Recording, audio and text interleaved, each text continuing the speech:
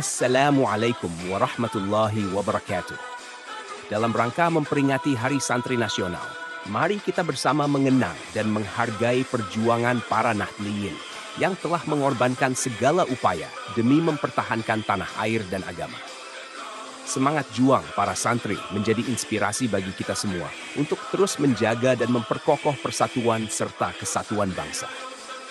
Dengan meneladani ketulusan dan keikhlasan mereka, semoga kita dapat selalu istiqamah dalam menjalankan ajaran agama dan cinta tanah air. Wallahul muwaffiqu ila aqwamit thariq. Wassalamualaikum warahmatullahi wabarakatuh.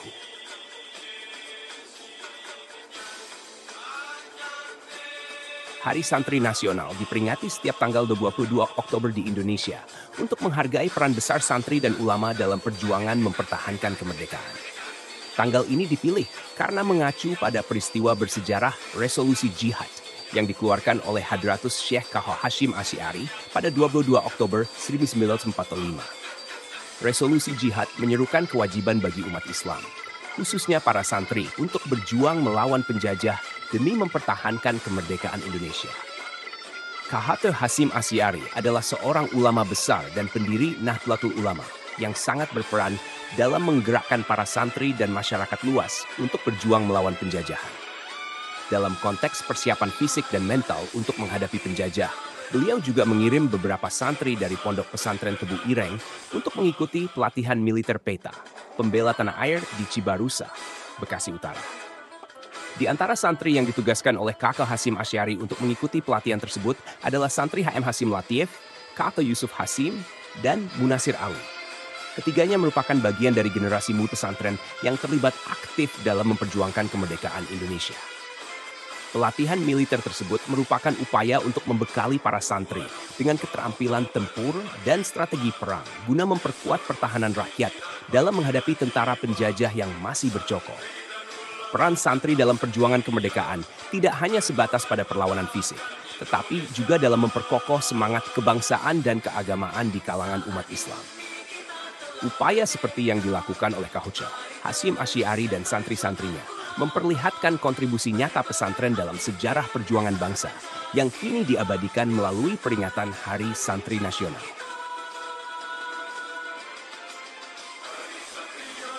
Pelatihan militer PETA di Cibarusa yang diikuti oleh santri dari Tebu Ireng menjadi bagian penting dari perjuangan mempertahankan kemerdekaan.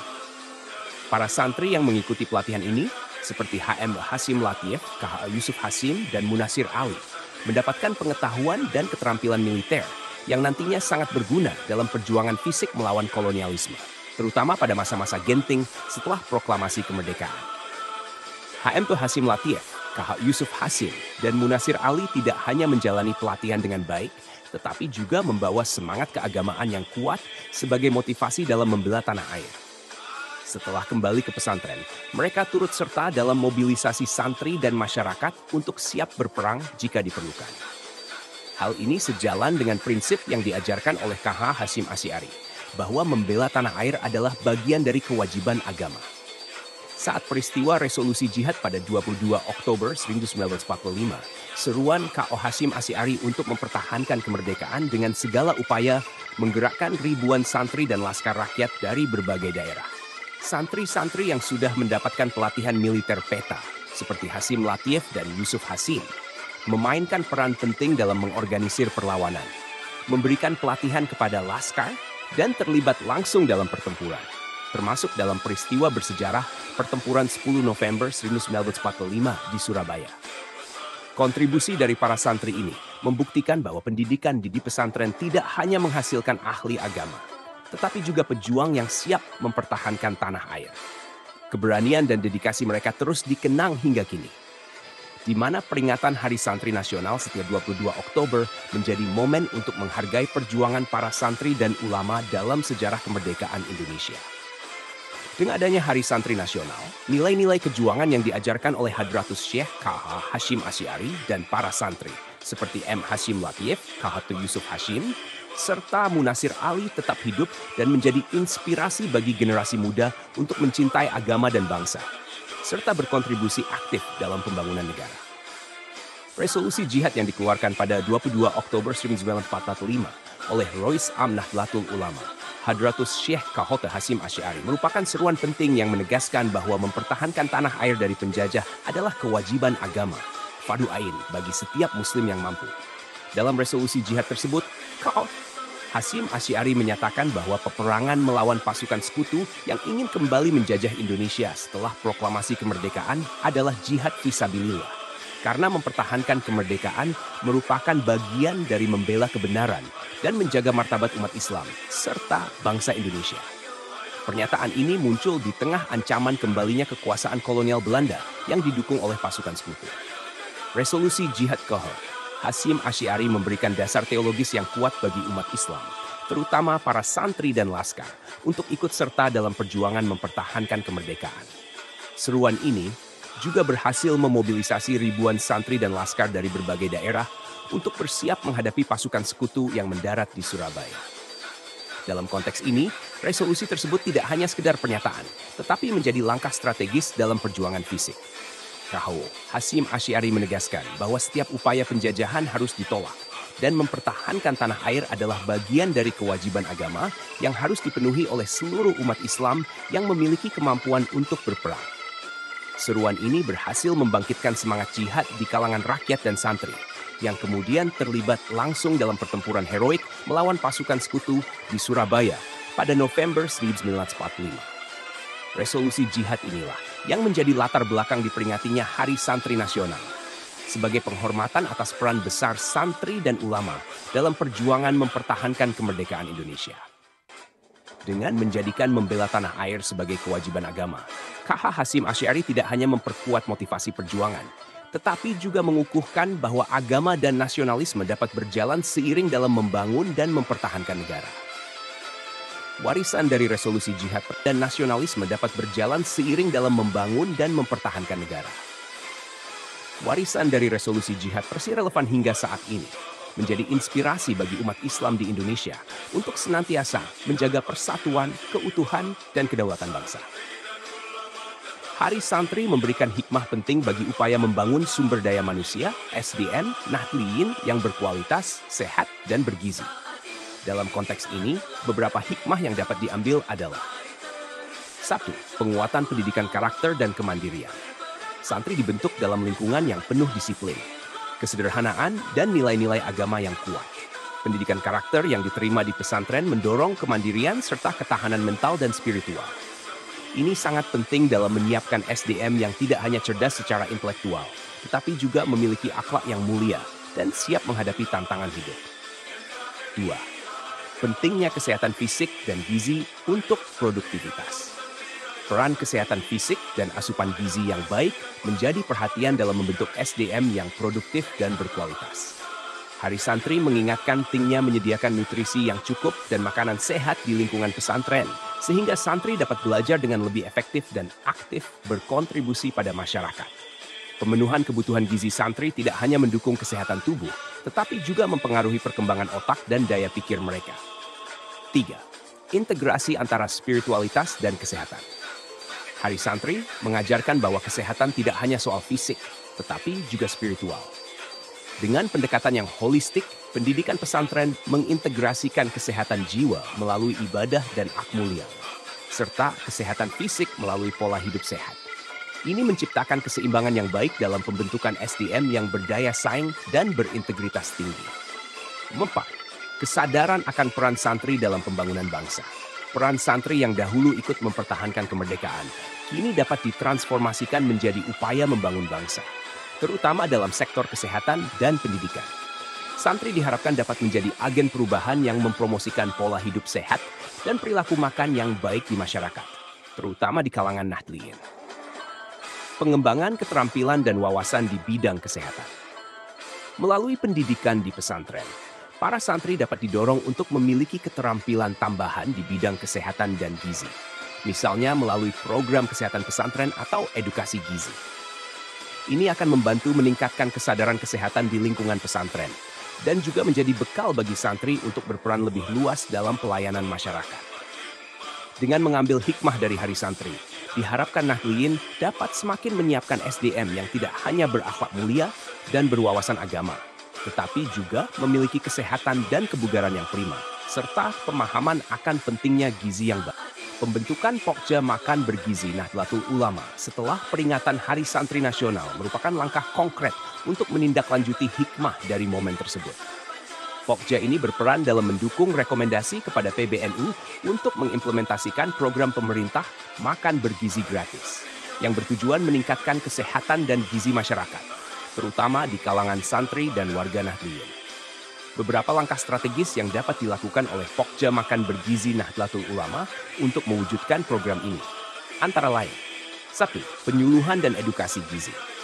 Mengadakan kegiatan penyuluhan tentang pentingnya asupan gizi seimbang bagi santri, keluarga, dan masyarakat pesantren. Edukasi ini dapat mencakup informasi tentang pola makan sehat, sumber-sumber makanan bergizi yang terjangkau, serta pentingnya pencegahan gizi buruk. 2. Penerapan program makan bergizi di pesantren. Mendorong pesantren untuk menjadi pelopor dalam program makan bergizi gratis dengan menyediakan makanan sehat dan seimbang bagi santri. Ini bisa melibatkan kerjasama dengan para dermawan, pemerintah, atau lembaga terkait dalam penyediaan bahan makanan berkualitas dan sehat. 3. Kemitraan dengan pemerintah dan lembaga lain. Pokja dapat menjalin kemitraan dengan pemerintah dan berbagai lembaga untuk mendapatkan dukungan sumber daya, serta memastikan program ini dapat terlaksana secara luas. Kerjasama ini juga bisa mencakup penyediaan fasilitas dapur umum atau kantin sehat di pesantren. 4. Monitoring dan evaluasi. Melakukan monitoring rutin terhadap pelaksanaan program di lapangan untuk memastikan implementasinya berjalan sesuai dengan tujuan. Evaluasi akan membantu mengetahui dampak program dan mencari solusi untuk tantangan yang muncul, seperti distribusi makanan atau ketersediaan bahan makanan bergizi. 5.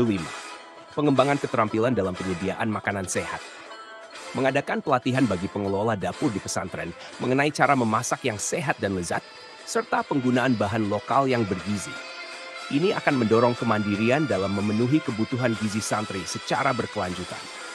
Dengan adanya Pokja Makan Bergizi, Nahdlatul Ulama dapat memainkan peran strategis dalam memperbaiki kualitas hidup dan kesehatan santri, serta masyarakat umum.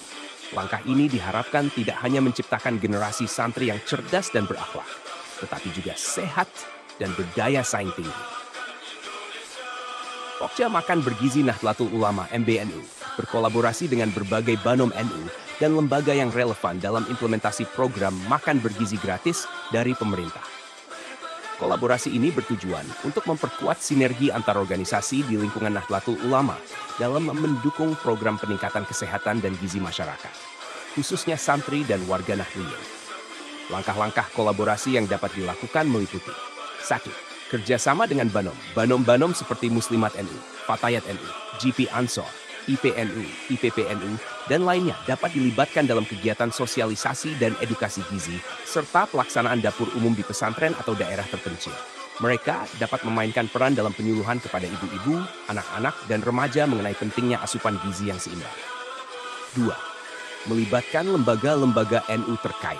Lembaga seperti Lembaga Kesehatan Nahdlatul Ulama LKNU, Lembaga Amil Zakat, Infak, dan Sedekah NU, Lazis NU, dan Lembaga Pendidikan Ma'arif NU dapat berperan dalam aspek penyediaan layanan kesehatan, pendanaan, dan pendidikan terkait pola hidup sehat. LKNU bisa memfasilitasi pemeriksaan kesehatan untuk memastikan status gizi anak-anak di pesantren. 3. Pengembangan jaringan dan kemitraan dengan lembaga eksternal. Selain bekerja dengan lembaga internal NU, Pokja MBNU dapat mengembangkan kemitraan dengan pihak eksternal seperti Kementerian Kesehatan, Kementerian Pendidikan dan Kebudayaan, dan organisasi non-pemerintah yang fokus pada kesehatan dan gizi. Ini penting untuk mendapatkan dukungan program dan sumber daya yang diperlukan. 4. Pelatihan dan pendampingan teknis. 4. Pelatihan dan pendampingan teknis. Menyelenggarakan pelatihan bagi kader-kader Banom dan lembaga NU untuk menjadi tenaga terampil dalam penyediaan makanan sehat. Pelatihan dapat mencakup teknik memasak sehat, pemilihan bahan makanan bergizi, serta penyimpanan dan distribusi makanan yang aman. 5. Monitoring bersama untuk menilai dampak program. Kolaborasi dalam pemantauan dan evaluasi pelaksanaan program juga dapat melibatkan Banom dan lembaga terkait. Hal ini penting untuk mengidentifikasi keberhasilan program serta tantangan yang perlu diatasi agar implementasinya dapat lebih optimal. Dengan sinergi antara Pokja MBNU, Banom NU, dan berbagai lembaga yang relevan, implementasi program makan bergizi gratis diharapkan dapat berjalan lebih efektif, tepat sasaran, dan memberikan manfaat nyata bagi peningkatan kualitas hidup masyarakat.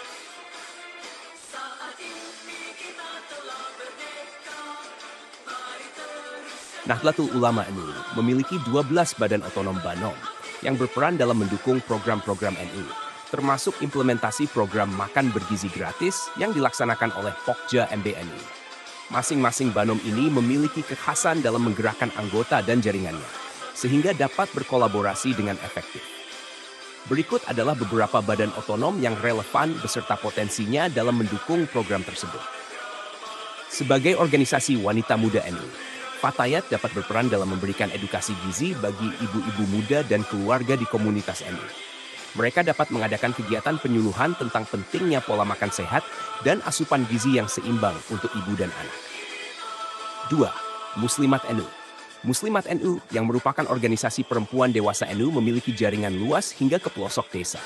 Mereka bisa dilibatkan dalam pelaksanaan dapur umum, pelatihan memasak sehat, dan penyediaan makanan bergizi bagi anak-anak, ibu hamil, dan masyarakat umum. 3. Gerakan Pemuda Ansor. Sebagai organisasi pemuda NU, GP Ansor dapat membantu dalam aspek logistik, distribusi makanan, serta pengamanan kegiatan di lapangan. Mereka juga dapat dilibatkan dalam sosialisasi program ke kalangan muda. Persatuan Guru Nahdlatul Ulama. Pergunu dapat mendukung program ini melalui edukasi di sekolah-sekolah NU, pesantren, dan lembaga pendidikan lain yang berada di bawah naungan NU. Para guru dapat diberikan pelatihan tentang pentingnya gizi bagi anak didik, serta membimbing siswa dalam praktik pola hidup sehat. Ikatan Pelajar Nahdlatul Ulama dan Ikatan Pelajar Putri Nahdlatul Ulama. IPNU dan IPNU bisa dilibatkan sebagai kader muda yang memberikan edukasi gizi di lingkungan sekolah dan pesantren. Mereka juga dapat menjadi bagian dari tim relawan yang membantu pelaksanaan kegiatan penyuluhan dan distribusi makanan. 6. Lembaga Pendidikan Ma'arif NU. Sebagai lembaga pendidikan, Ma'arif NU dapat mendorong integrasi program makan bergizi gratis ke dalam kurikulum pendidikan dan kegiatan ekstrakurikuler, sehingga dapat meningkatkan kesadaran siswa tentang pentingnya pola makan sehat. Lembaga Kesehatan Nahdlatul Ulama LKNU memiliki peran penting dalam memberikan layanan kesehatan dan pemeriksaan gizi di pesantren serta komunitas NU lainnya. Mereka dapat mendukung melalui program pemeriksaan kesehatan berkala dan edukasi kesehatan. 8. Lembaga Amil Zakat, Infak, dan Sedekah NU. Lazis NU dapat menyediakan dukungan pendanaan dan penggalangan dana untuk membeli bahan makanan bergizi dan mendukung keberlanjutan program. 9. Lembaga Perguruan Tinggi Nahdlatul Ulama LPTNU. LPTNU bisa mengintegrasikan penelitian tentang gizi dan kesehatan ke dalam kegiatan akademik dan pengabdian masyarakat di perguruan tinggi yang berafiliasi dengan NU. 10. Rabithah Ma'hid Islamiyah. Sebagai asosiasi pesantren di bawah NU, RMI dapat menjadi mitra strategis dalam implementasi program di pesantren-pesantren seluruh Indonesia, termasuk memantau kebutuhan gizi santri. 11. Lembaga Batsul Masail NU. LBMNU dapat memberikan perspektif hukum Islam terkait kebijakan dan program makanan bergizi, memastikan bahwa semua tindakan sesuai dengan syariah. 12. Jamiyatul Qura wal Hufaz, JQA, sebagai lembaga yang bergerak dalam pembinaan penghafal dan pembaca Al-Quran, JQH dapat mendukung program dengan memberikan edukasi tentang pentingnya menjaga kesehatan bagi para hafiz dan pengajar Al-Quran. Kolaborasi antar Banom ini diharapkan mampu memperkuat implementasi program makan bergizi gratis, sehingga dapat memberikan dampak yang lebih luas dan signifikan dalam meningkatkan kualitas gizi dan kesehatan masyarakat, terutama di kalangan Nahdliyin.